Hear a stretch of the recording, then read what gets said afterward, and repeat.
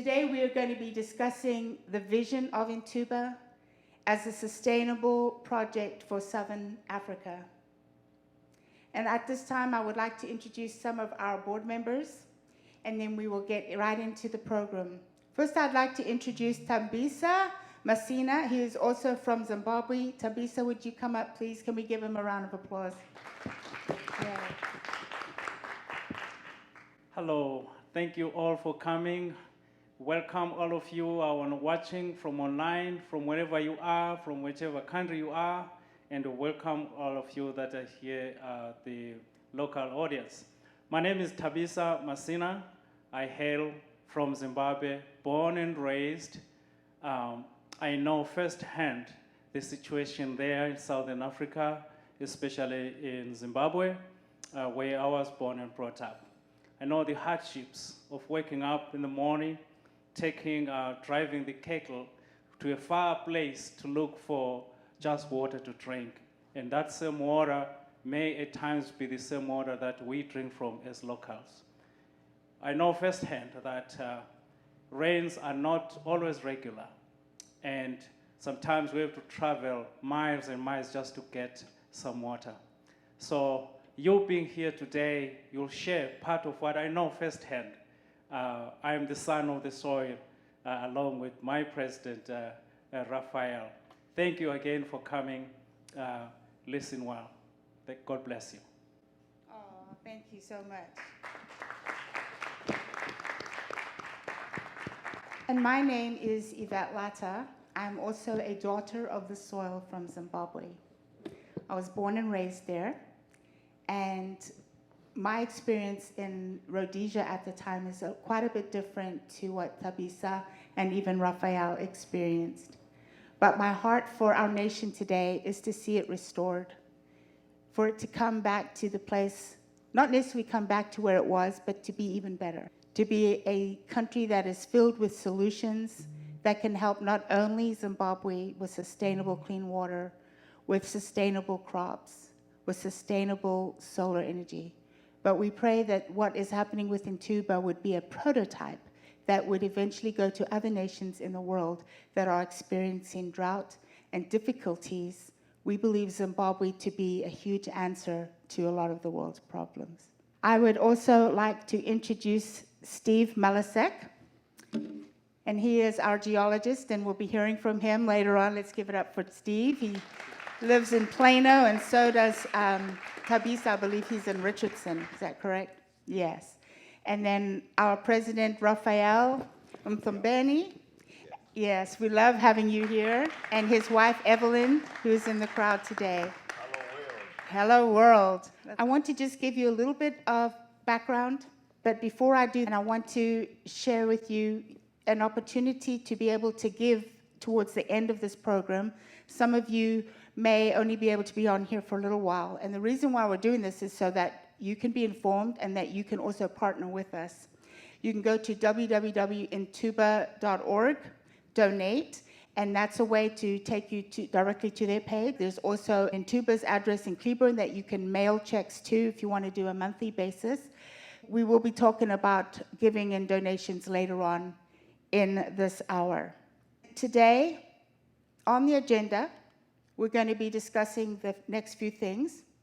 We're going to be talking about INTUBA's history and its inception, our organizational structure, our 2021 accomplishments, our intentions and visions for 2022 and beyond.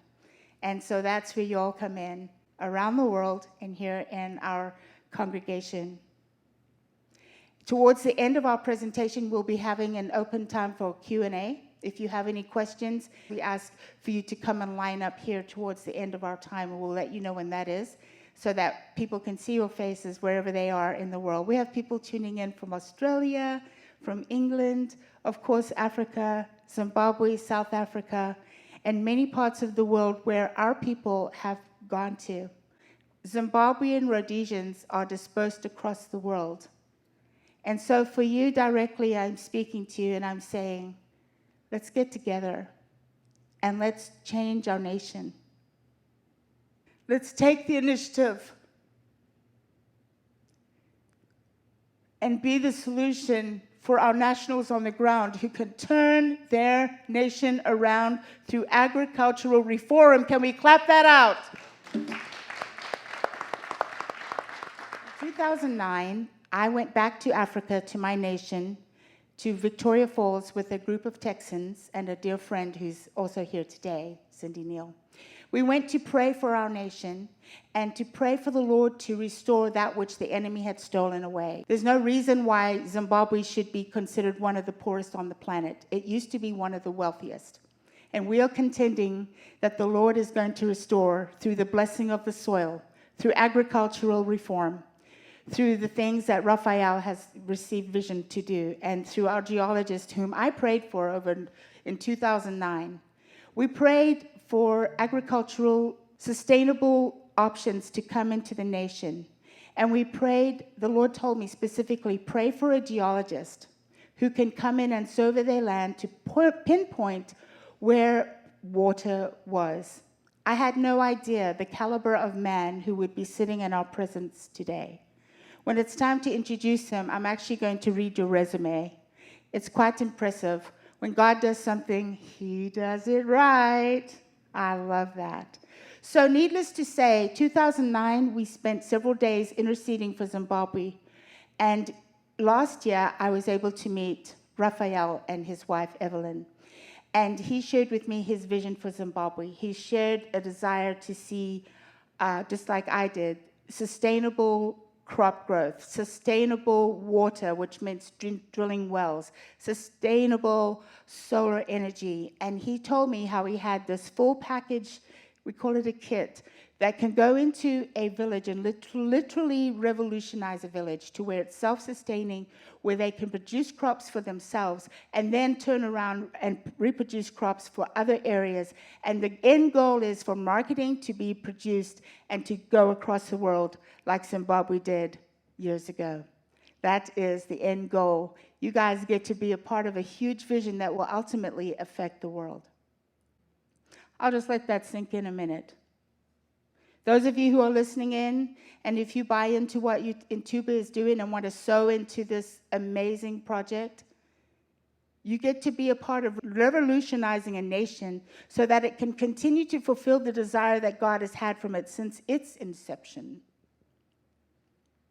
We're on that ground level right now, and I'm so excited about it. And without further ado, I would like to just come right over here to where we are seated and introduce Raphael. I'm going to turn it over to you, sir. Yes. Everybody, please give it up for President Raphael Mbani. Thank you, thank you, thank you. Thank you very much, and welcome. I just want to take this time to tell you that you, the audience, wherever you are, whether here or there, you are the most important people that INTUBA depends on. Because without you, our sponsors, our audience, we are nothing.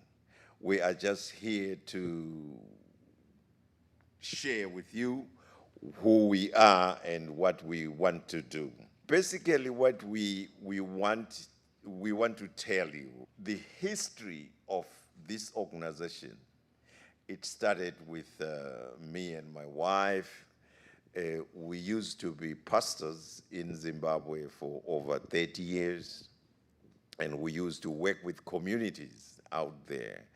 And when we relocated here in USA in 2001, we were debating as to what to do, continue pastoring or do something else. And then we came up with this idea of coming up with INTUBA so that we can reach back to our people in Zimbabwe, those that we used to work with. We know very well, like what Tabitha said, that the problems and the hardships that people go through, we know them. We lived them. We don't theorize. We don't think it's like this. No. We know it, we lived it, we live it even now. So this idea of coming up with INTUBA and doing the water and the agriculture projects, it's something that is the nave of the people, because if the people have something to eat, something to drink, they are better off.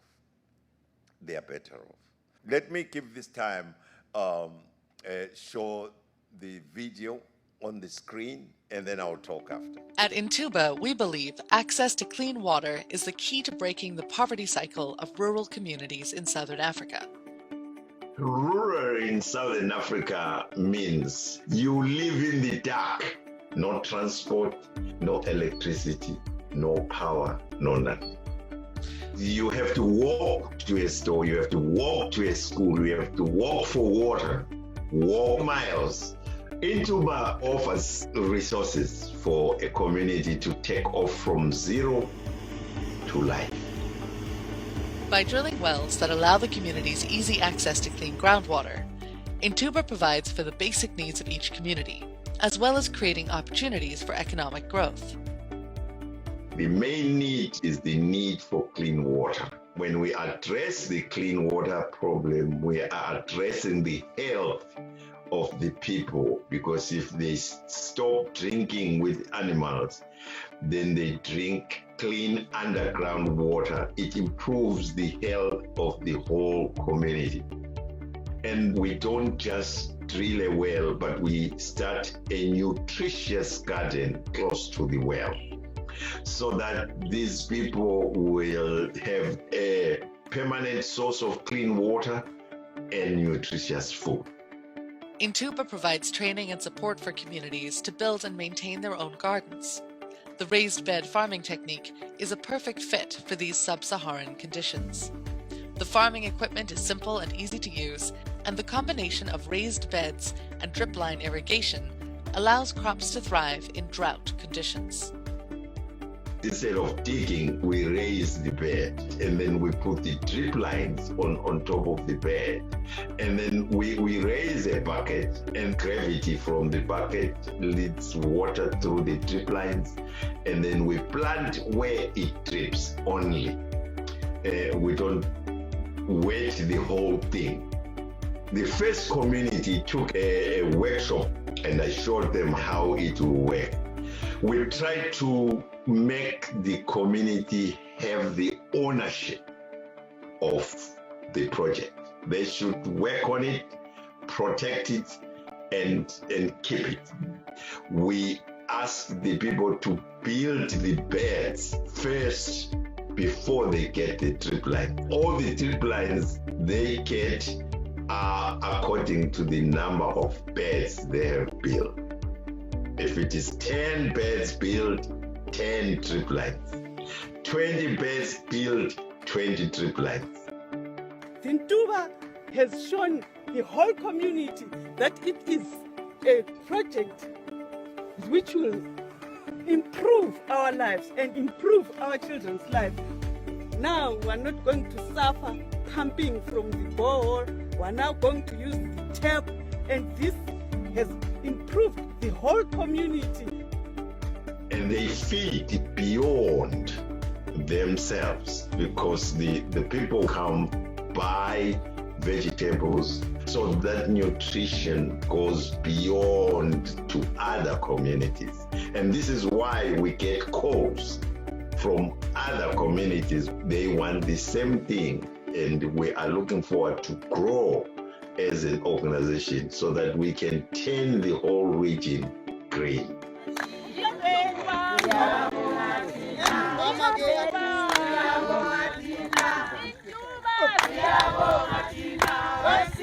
Thank you very much.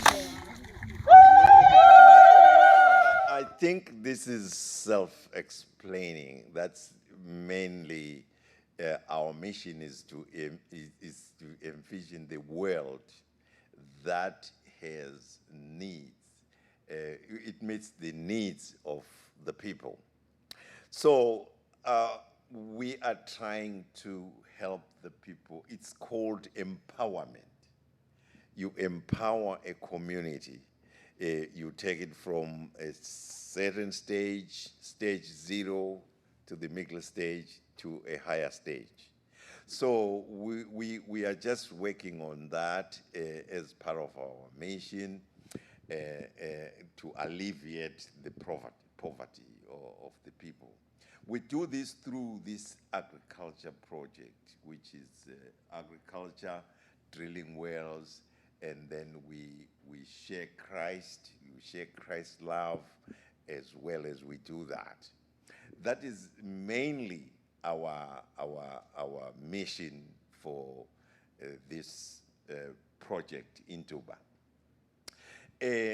Further, if we can look at how it started in 2013, and we are having some projects around the country, mainly in Zimbabwe, but we operate in other areas, other countries as well in Southern Africa. Zimbabwe is number one because I come from Zimbabwe. So and Zimbabwe is more beaten economically around within those 5 countries. So Zimbabwe, Zambia, Botswana, and South Africa, and Eswatini, which is Swaziland. That's where we have projects. We are looking to expand in those countries as well. We have other countries in Southern Africa like Mozambique and Namibia, and is that all? Angola, right? Yeah. Angola is part of it, yes. So we are working on those countries, and we need support for those countries as well. If we look up there at what we are doing, we have at least 30 projects running right now. We are happy to announce or let you know, those that supported us, that 2021 was a milestone year for us. We were able to drill for the first time 10 wells. We were able to drill 10 wells last year, and we got 7 good water, and we hit 3 dry wells. It's up to you, Mr. Geologist. I don't know why we hit 3 dry wells when you were there. What were you doing? Did you take a nap? So, well, it happens. It happens. Sometimes you think you got it right, but you miss the break. Is that right, Steve? Correct. So it happens. According to you, that is that good to have 7 out of 10? Yes. Yeah. Is it good? Yeah, let me just interject. I come from the oil and gas industry where 2 or 3 wells out of 10 is an excellent performance, so 70% success rate is actually quite good by measures of, I can get into this a little bit later, but the fact that really in many areas the water is unexplored for. There are very few wells to go on, and so you're really looking at exploring in a new area completely. So what we call that in the oil and gas industry is a wildcat well, and performance there, 20% is excellent. So 70% is nothing to complain about. Okay, all right. It's helping my donors to understand that it happens. Right, we were able to train 12 farmers.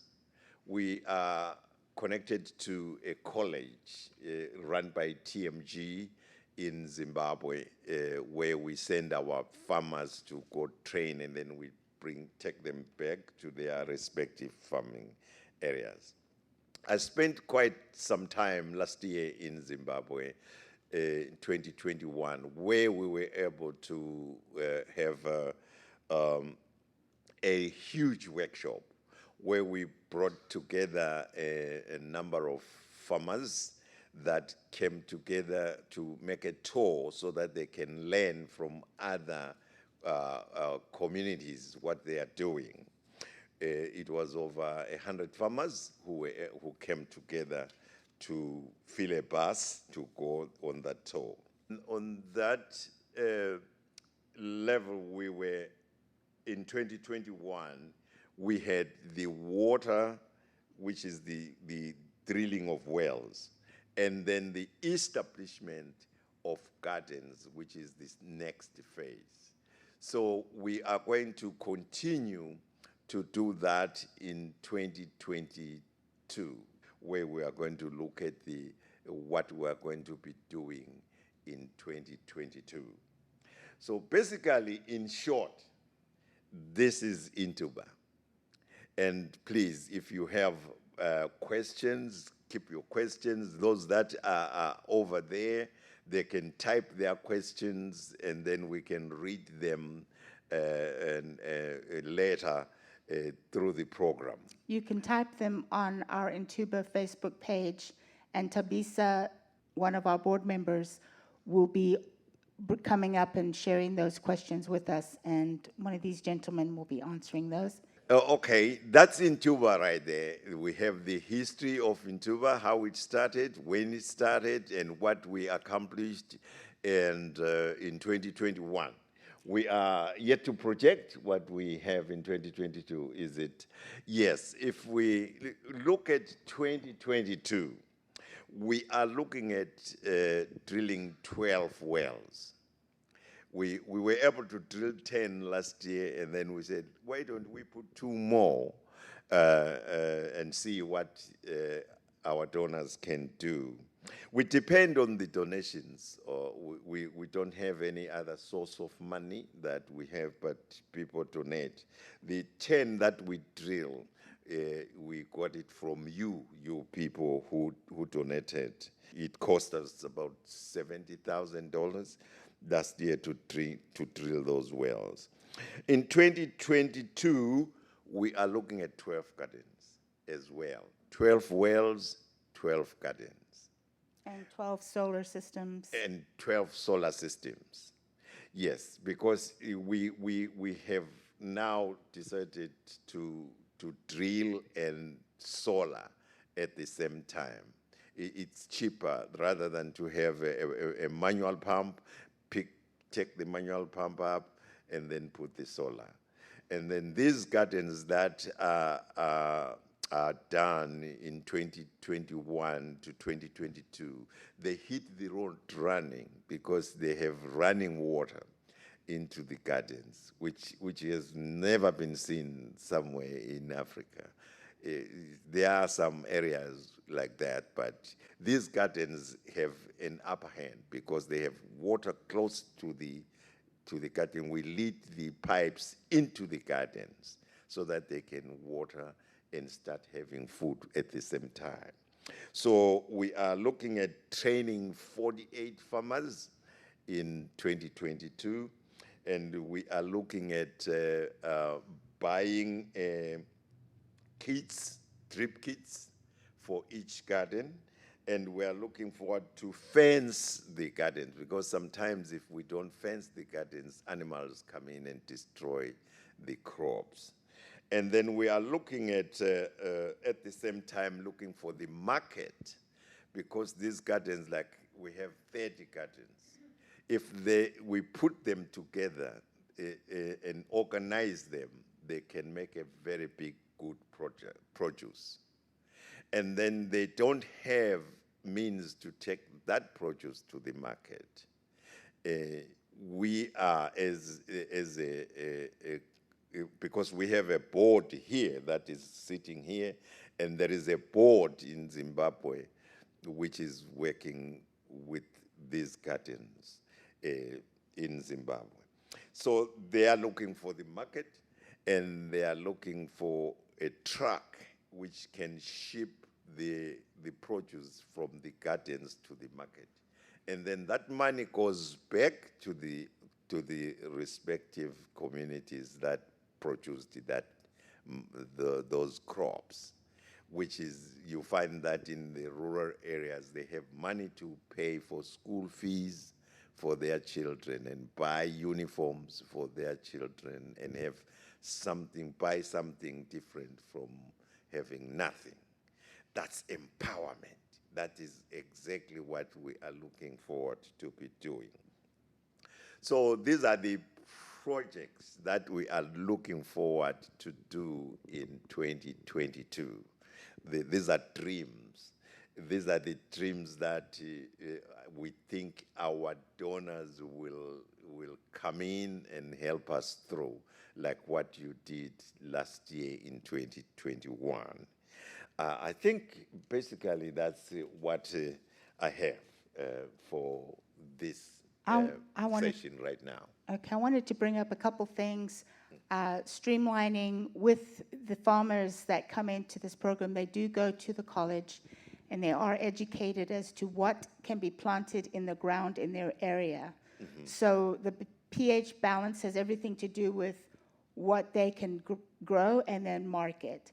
And so these are incredible resources for them to have that ordinarily the average African farmer would not have.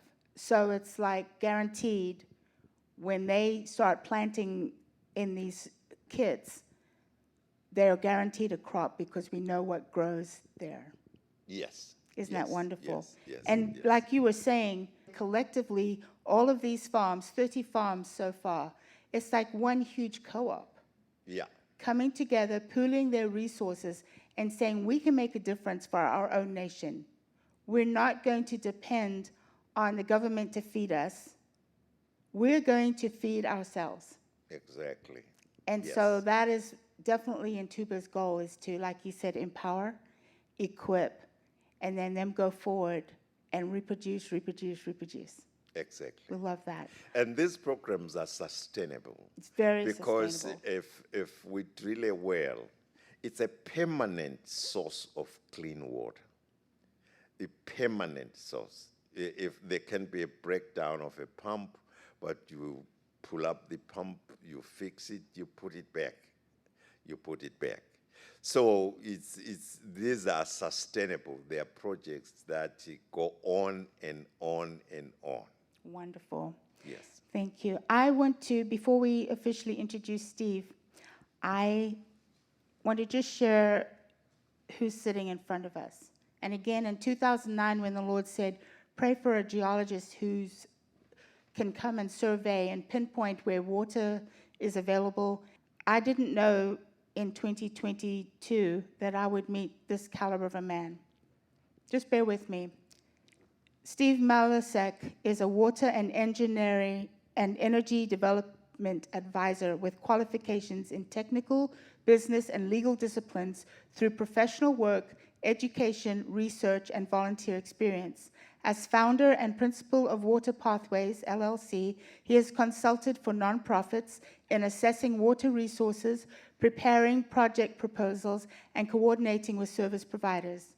Professional experience includes over 30 years as a geophysicist in the oil and gas industry, with assignments in the US, UK, Saudi Arabia, and Indonesia with Mobil Oil, Saudi Aramco, Petrotel Consulting, and Cosmos Energy in positions as technical specialist, team leader, trainer, and mentor.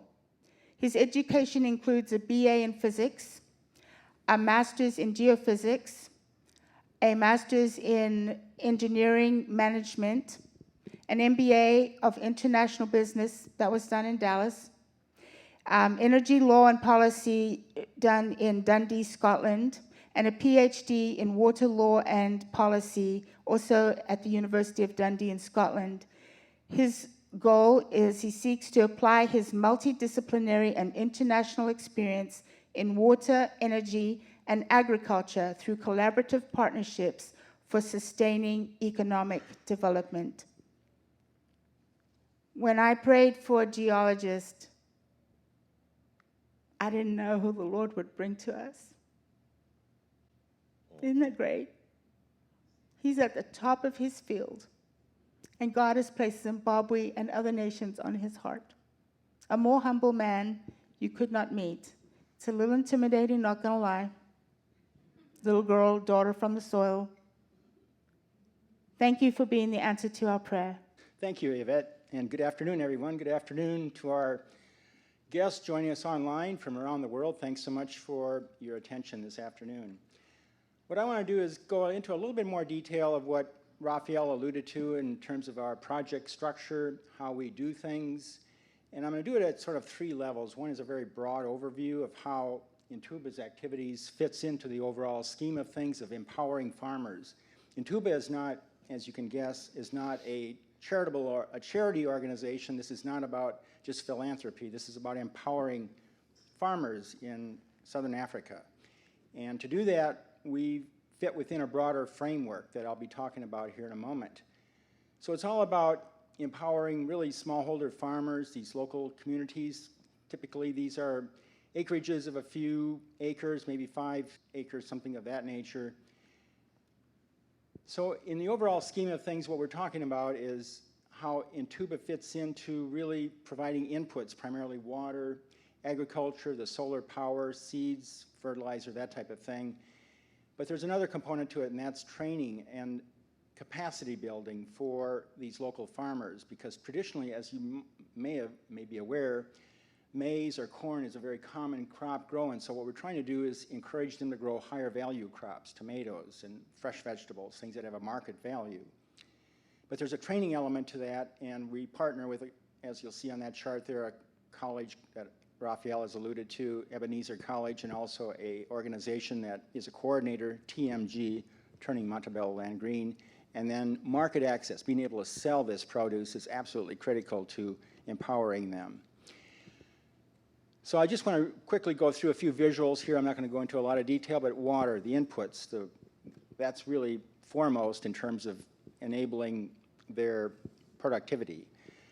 So drilling wells, the solar pumping that we've briefly mentioned here, installing elevated storage tanks for gravity-fed water distribution, and then the bucket drip irrigation and these raised beds that have been really the centerpiece of what Raphael's promoted in the region.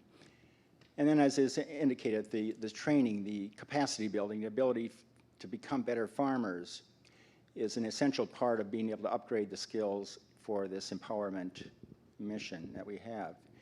And then, again, the ability to sell produce. Now, traditionally in many African countries, as you know, local markets are somewhat ad hoc, they're informal, but what we're doing is working with the training that Raphael indicated is about educating farmers to become more qualified in what one could be called a contract grower, in which they've got a guaranteed access to a market at a guaranteed price, at a higher level of standard.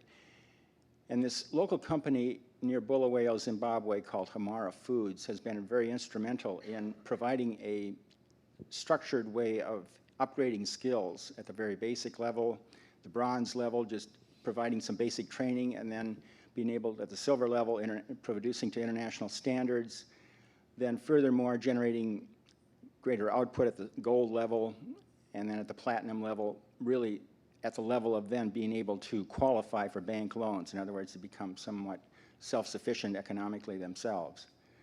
So the overall scheme of things that I just wanted to, first of all, in a broad brush sort of way, talk about is the inputs that INTUBA is largely involved with, and this capacity building, the training through this Ebenezer College and TMG, and then ultimately the market through Hamara Foods. Now this is specific to this locality in Zimbabwe, but it's a model that we hope to replicate in other parts of the country and in the region, ultimately providing a sustainable future for African farmers, especially those that are in a stage of being able to learn and become apprentices in this whole scheme.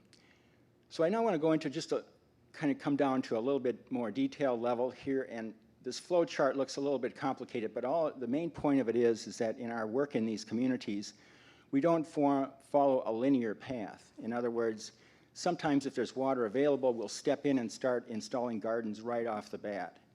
In some cases where water is lacking, we will drill a well. In some cases, there actually will get them started in livestock growing, raising primarily goats and that type of thing. If there's water, if there's agriculture available. So there's not a real set way that we do this. The first part is assessing the water needs, the water situation in a community, and then determining whether or not we can move directly into installing gardens, or whether or not a well is necessary, or again, even moving into livestock situations. So I just want to go through a few examples from other countries in Southern Africa that we've been working with.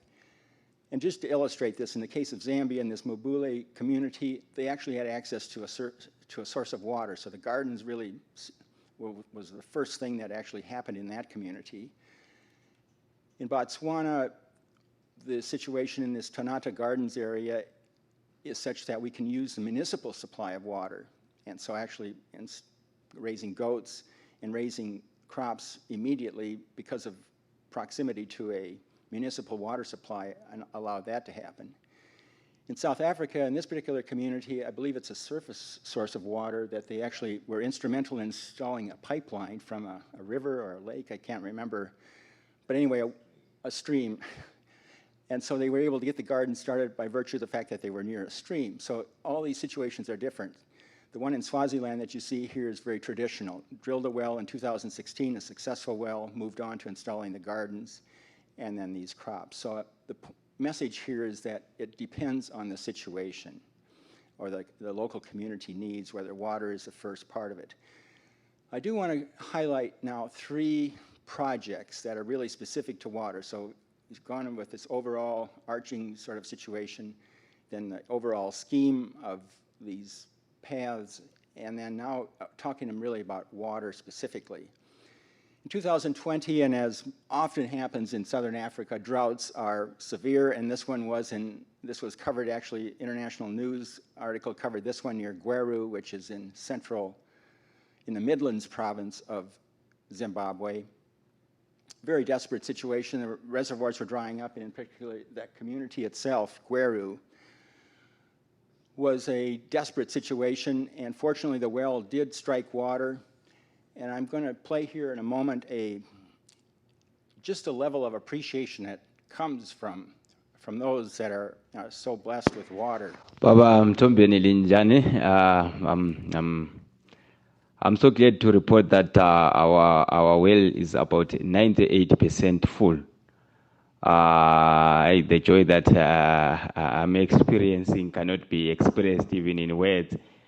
I'm overwhelming with joy. May God bless you.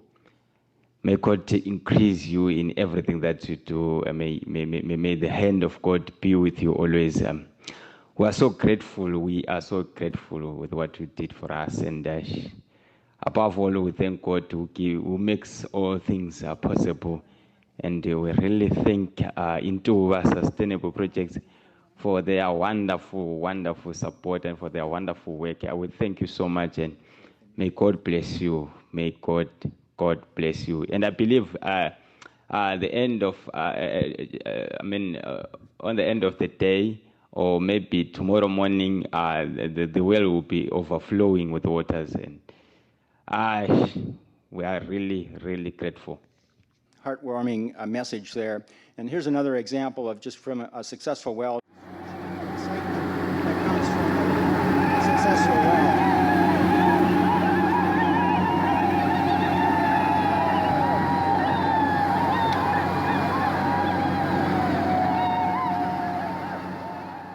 Okay, it is a life-changing situation, and clearly, as you can see, the excitement there. Let me just continue on and just finish up an example that wasn't quite as successful. In 2015, a well was drilled in this community called Chiloto. And again, it was during a drought period. This is the time when I was there in 2016. They prepared gardens in anticipation of a well being successful. It was not. And as you can see in the photo there with the reservoir virtually dried up and the source of water, and the quality of the water that's being carried there, a very serious situation. In this particular case, there is a well that's a very old well drilled in 1972 that's about probably a half mile or so from the gardens where they're really needed. It's a very old well. It's very deep. It's about over 350 feet deep, so pumping it takes 3 or 4 people to actually operate that handle, and of course then carrying the water away several kilometers. So what we're going to try to do here, and this is the geophysical expertise that I'm supposed to be applying to this whole project is figuring out where to drill a successful well. The garden is far on the left there, the dry well that was drilled. There is an old well that goes into the blue there, the reservoir. And then what we want to try to figure out is where that water, get as close as we can to the garden and yet be within the water. So there's ways that we do that with geophysical methods, and that's something that I want to see applied more often in these projects. One last project I want to draw your attention to, one that we're very, very happy about, is in a suburban area, or actually a peri-urban area of Bulawayo. And in 2011, 5 acres of land essentially were donated by the city of Bulawayo to a trust, of which Raphael is one of the board members. The initial scheme, and this is just a photo from that charter document, indicating plans for restaurants, for a village, for tourist activities, things of that nature. But the real thing that all of that depended upon, of course, was having availability of water. So when we came in there and took a look at this, water was going to be front and center of being able to do anything, and installing agriculture and so forth was going to be follow from that in the solar power and so forth that you see there. In fact, we actually anticipated down the road something like aquaponics for growing fish as well. The key part of this, and this is where the geology that's very interesting comes in, because what we're doing is trying to figure out where the water is. And it turns out the geology in this area around Bulawayo is such that it's solid granite. So if you don't drill a well in these fracture zones where the rock is disrupted a little bit and you've got reservoirs, you're going to have dry wells, and that's precisely what happened. We encountered a dry well initially, and just really 100 feet over from there, when we did this survey, we were able to identify where this zone was. It's very narrow. It's only about 100 feet wide. Drill this successful well. But it's been life-changing. In fact, they celebrated it in October. A big thing. This would be a big deal to this community. To this community, we envisage everyone coming here to buy vegetables, clean vegetables. So it has been a big deal. In fact, Raphael was just there, as you can see, in February of a couple of months ago, and it's been transformed because of the discovery of the water, the installation of this solar pumping. And the inset there shows Bekazela Dube, the coordinator for that development that I met in 2016. And he's been absolutely delighted that the change that water has made in that community. And one thing that we might do down the road, particularly since this is in an urban area, is look at selling water, selling bottled water, which generates businesses for bottling water and distributing it in a community. This company called Untapped organization has operated successfully in Haiti and other parts of the world, and so it's a model where you actually sell water and we can generate revenue that way, in addition to the vegetables and so on that are going in those gardens.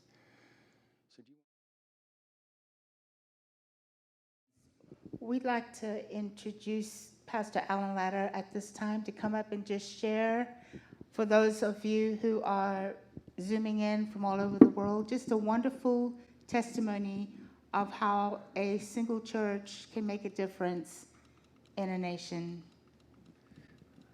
Well, it was our privilege a couple years ago to make friends with Pastor Raphael Tombeni. And he approached me on possibly sponsoring a well, and I was all about it because it was more than just water, but it was this gardening system that can change a culture as they learn how to do it. A lot of gardens are just so overwatered, water runs everywhere, and with this slow drip irrigation that was invented in Israel or developed there, this is a real life changer. With not as much work, you get a great harvest as well as the water well deal. And so we scheduled a meeting for him to come meet our elders to talk about possibly sponsoring a well. And they said, well, do you work with other churches? He said, yes. They said, can we contact any of them? So he said, yeah. So he gave me, I think, 7 phone numbers.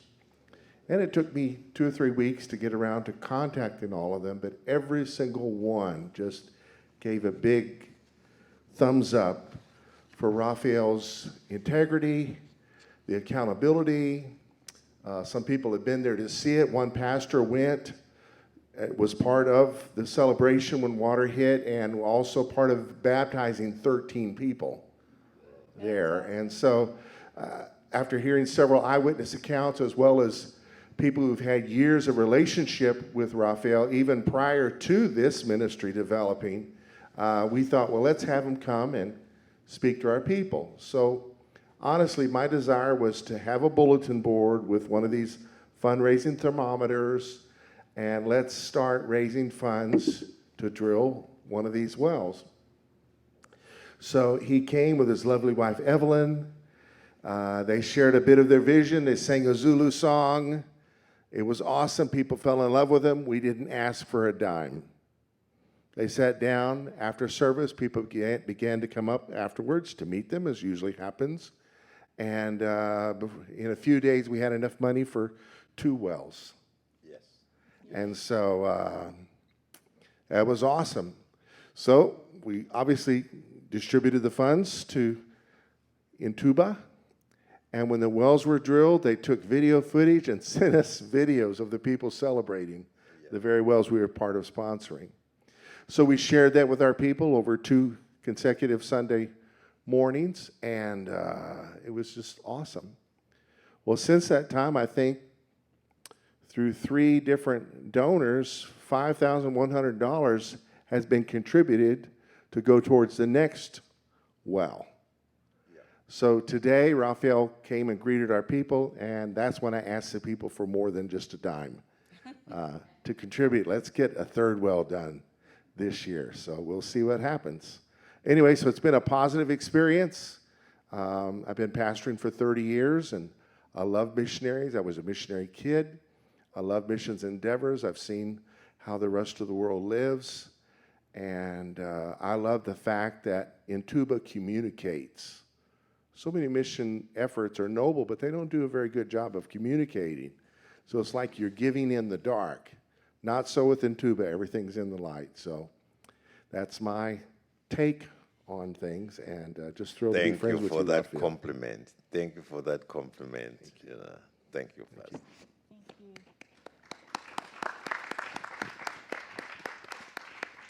We don't want to keep people sitting here for a long time, and some people watching, and times are different around the world.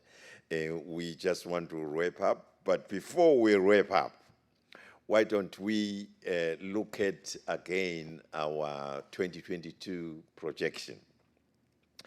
The reason for this workshop today, this seminar today, is to talk to people, talk to the world, talk to whoever is watching this program. We are trying to help the people. We are trying to do the right thing. And me, as president and founder of this organization, I usually don't apologize for asking because I know I'm doing the right thing. If I'm doing the right thing, why should I apologize? Right. I don't have to apologize to say, please help, please help. Now, we want to appeal to whoever is listening, watching, and thank you, Pastor, for offering. Now, we have projects that are up there, which will be 12 wells. 12 wells needs $120,000. And then we will have to secure the gardens, which by fencing them. And then we have to do this truck, which will go south, east, west to pick up the produce to the market for these farmers. That will be a big project, big progress for INTUBA if we manage to do that. And we want to just share this with the world and share this with you and say, can you be part of this? Can you join us by going to www.intuba.org, and then you can donate. There's a donate button, it's a secure site, and then you can mail your check to Intuba 3936 Pork Lane, Cleburne, Texas. And you can call 817-774-3872 if you have any question. We are open. The pastor said we communicate. I liked that. I enjoyed that. We communicate. We want to talk. We want to have people. We want to share with you. Whoever God is talking to, please, we are open. We are here. You are welcome as well. We want to, again, just point out that within the sustainable projects are specific things that the Lord might say to you, well, I want you to pour into this area or another area. And please know that anything you sow into, there'll be a huge accountability, and at the end of the year, you will definitely be informed with your tax-deductible offering. And our hope is to be very accountable as INTUBA grows, not only for Zimbabwe, but all of Africa and other nations of the world. At this time, we'd like to open it up for a Q&A time. If there's something that struck you and you want to know more about it, either come up to the mic stand or raise your hand, and Chase will come to you with a microphone and you can ask your question. And also online, if you've heard something that you're interested in. Thabisa, do we have any? This person is, his name is Mazulu Amahle Heavens, and he says he is in Germany, actually. In Germany? Yeah, in Germany, yes. He said he is so excited. So his question is, what do I do if I want to team up with INTUBA after we have already drilled the borehole? We wish to have INTUBA's touch to finish installing solar system. Thank you so much. They want to help with installing the solar system. Yes, I think it will be easy. It's a question of just communicating with them, and they would have done a half of the job by drilling the well, and then it will be half of the job to put the solar to just empower the community in that area. How much is the solar system typically for each project? The solar system is half the drilling. If the drilling is 3,500, the solar system is 3,500. But with the like how Pastor Allen said, the prices just went up through this oil, the fighting that is coming up. The prices just went up. We are looking at $8,000 to $10,000 to drill and put solar now. And that also includes the garden kits. Right. Yeah, so just to expand on his question, rather he says, yes, he's watching from Germany, but he actually comes from Matebeleland in Lower Gweru. He says, we have a project that has objectives of women empowerment, agriculture, uplifting youth and orphans, and so many community challenges. Our project is called Zinhlelo. So that question was touching there to say, how can you help them touch up what they've already started? But I guess you have addressed that. Yes. And the other next question is, he says, this person is Fanuel in love. We didn't say where he's typing from, but he says, not really question, but how can we help make dream come true for Mahongule? I don't know if you recognize that project. Yes, Mahangule will be Cholocho, which is west of Zimbabwe. Yes. What is the question again? The question is, how can we make that dream come true? Yes, unfortunately, we hit a dry well in 2021 in this area. I think the question there is, can you come back and help? The answer is yes, we can come back and help if we find funding. But usually it's difficult to raise funds for a dry well because the question will be, what if you hit another dry well? And then, but since the geologist is here.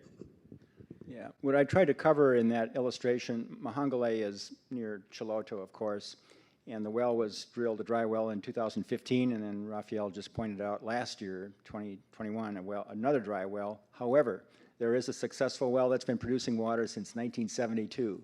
So something's happening in the area. So the name of the game is figuring out where the water is and where it stops. And it can be a fault or a fracture or some other reason that cuts off the water. So one thing that we need to do is a study that actually tries to identify what the subsurface is like. Otherwise, you're just perhaps repeating the same error. And this is something that I think should be part of our preliminary work on drilling wells, is a little bit further study, because as Raphael said, raising funds after a dry well is extremely difficult, and if you just keep making the same mistake over and over.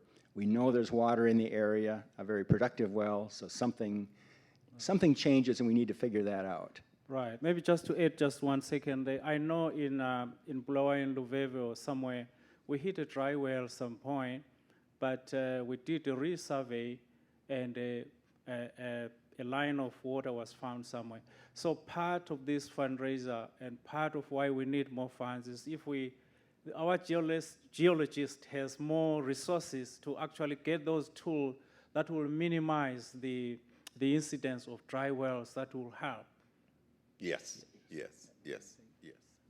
One thing that we did in this project where we had a successful one in Luveve was working with the National University of Science and Technology in Bulawayo. They've got tremendous local knowledge. There are geologic surveys in the area that we can draw upon as well. So there's local expertise. This is not just reinventing the wheel. There are people out there that are extremely knowledgeable, have published on it, are researchers.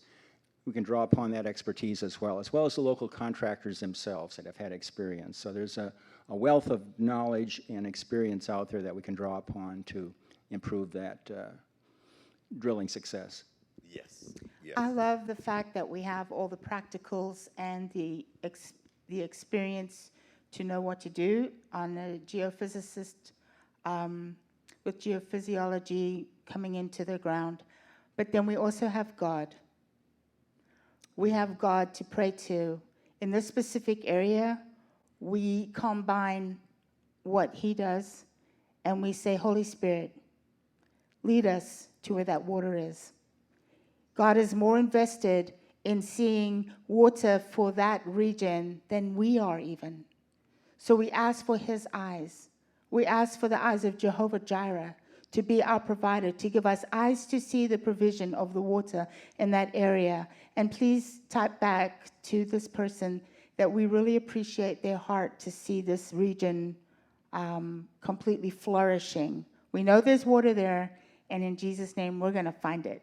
Amen? Amen. Yes. Yeah. Do we have another question? That's about it. The rest are just appreciating and saying thank you for the good job you are doing as INTUBA and as the president of INTUBA. And they're thanking everybody that is participating. And really, that says a lot when people have confidence in the leadership, the transparency, the communication, but more importantly, what our treasurer just mentioned, the trust in God, that God loves people and He is about people. And part of the reason why I, as though I'm a pastor, and he is also a pastor, and we are pastors here, the people of Integrity, people who love the Lord, but the passion that is there is really enormous. It's really great. So I want you all that are listening online, if you can team up with us to make a difference, to make a dent in the lives of people, that if I can die after that, then I think I would have lived to see other people live. I mean, I guess that is the optimum of life. of life. And we thank you, online donors, we thank this church, we thank everyone who will get to watch this webinar after. Please, let's make a difference in Zimbabwe. Speak passionate because, again, I come from there. I know the challenges. And so if you partner with us, we really appreciate it. Thank you. Awesome. Is there anybody here in the audience that has a question? Prevails to bring you to this country or that one, or how does that process work? I mean, obviously funding is very, very important, but if we look at country A, B, or C, what decides which one of those three you can go to? That's a good question. Yes, the reason why we go to these other countries, the needs are the same. The droughts hit the same countries over and over, and then the donors also have tests of countries. There are some that like Zimbabwe, there are some that don't like Zimbabwe, there are some that are for Zambia, there are some that are for South Africa, there are some that are for Swaziland. We're trying to follow the trend of the donors as well. But the overall is that the needs are the same. And the program that we do is the same. What we do in Zimbabwe, the drip line in Swaziland is the same. It's one program for all this region. We want to turn the region green. They also need to help raise money as well. Yeah. Yes. It's a very good question. Raphael came back from Zimbabwe in March. Yes, mid-March. Mid-March, and he said that there were, is it 46 projects that have already come to him requesting wells? Yes, the list is 46. We want to accomplish 12 this year. Yeah. The need is great. And as the Lord reveals to us who's next, let's be in agreement that we get to hit everyone. And as INTUBA gets known around the world, there will be other countries that will be calling. There will be those people in those countries going to Zimbabwe and other areas to see what is happening. And this can happen in our nation. Mm-hmm. Hey, Raphael, when can we talk? Yes, yes. That's what we see. Yes. Yeah, another question. Are y'all aware of how much water is below the surface in the entire country? I mean, the aquifers, and to what extent those may be found or be available? And so I just wanted to hear what you had to say about that. Thank you for that question. It's we've got a broad understanding of what the aquifers are like, and I'll just point out that there are two basic types. There's the type that are really what you'd call sandstone type reservoirs, and they're more extensive, and so sometimes you'll encounter water that's marginal production. Other places it's really, really good. And so that's a little bit more forgiving with a well. You might just have a low producer versus a really good one. So those are sort of the sandstone, this kind of layer cake type of aquifer. And the other is like in this situation in Luveve where it's solid granite. I mean, we drilled one well through it and it was nothing but a pile of dust at the end of drilling 100 meters. In that case, it's fractured granite, and you break up the granite a little bit to be able to get water in there. But to answer your question, there are geological survey maps out there that, again, the universities have access to that, and I don't know, since the government changeover of years ago, I think there was a lot that was in hand at the time. Some of those maps are perhaps lost or would take a fair amount of research to dig them up.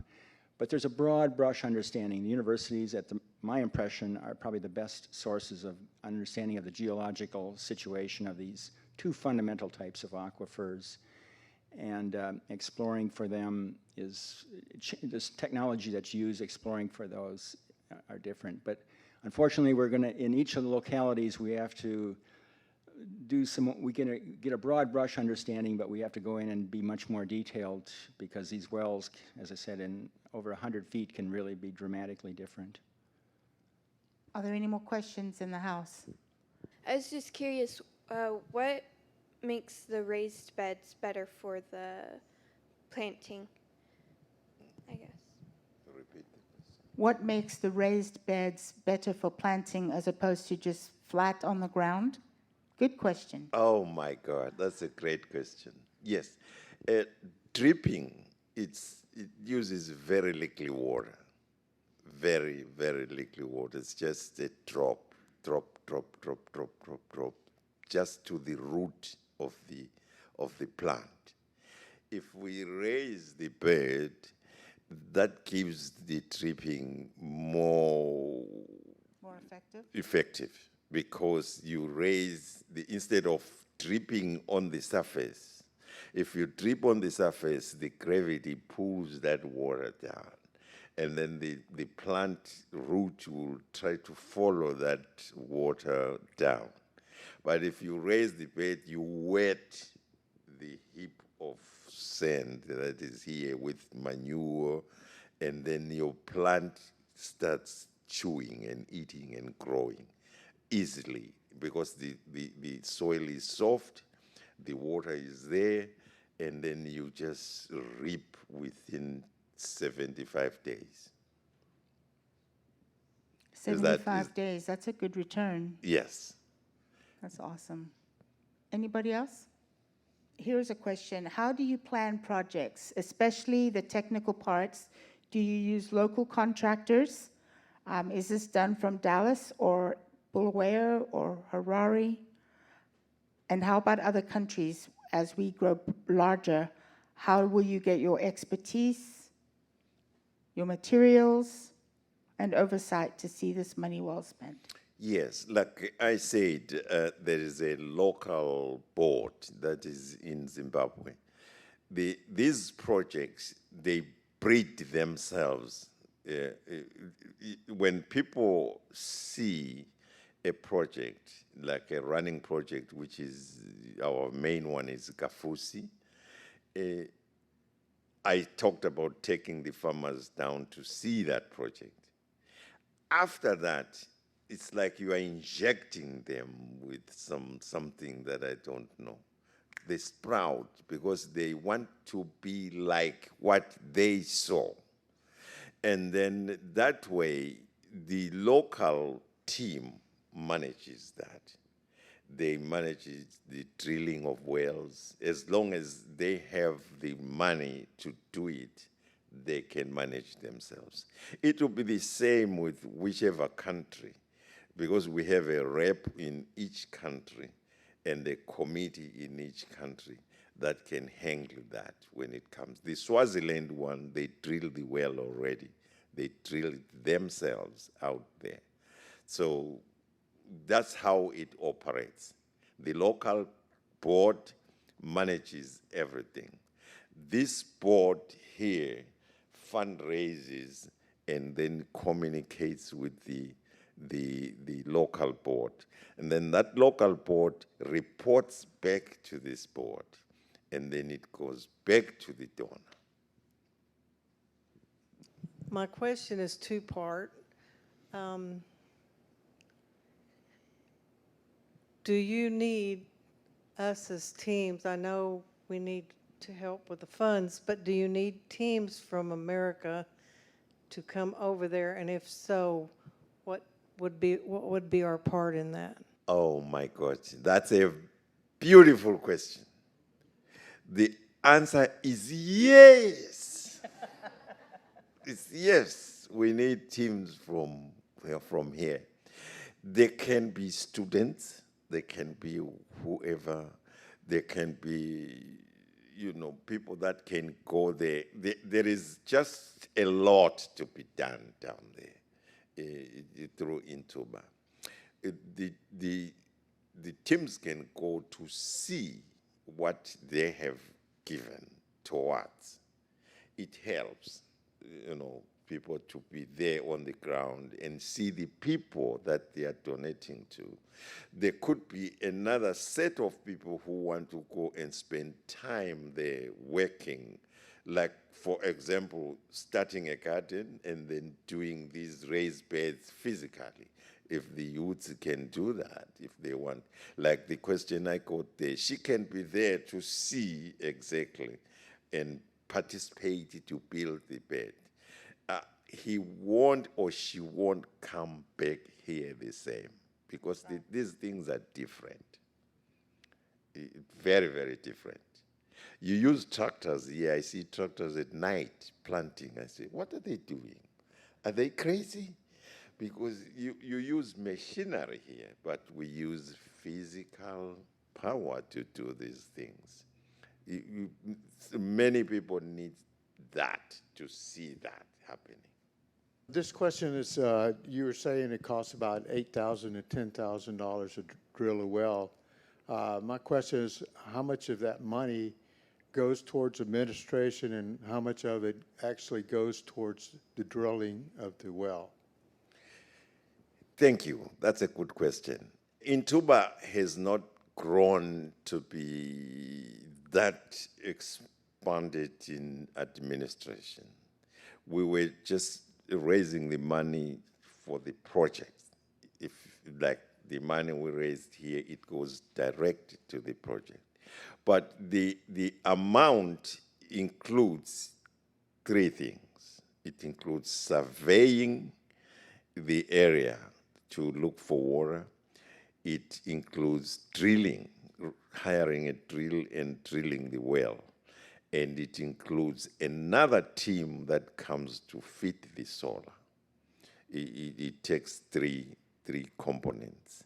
I wish we had some administration out of that. But at the moment, we were looking at the project, until we find money, better money for the administration.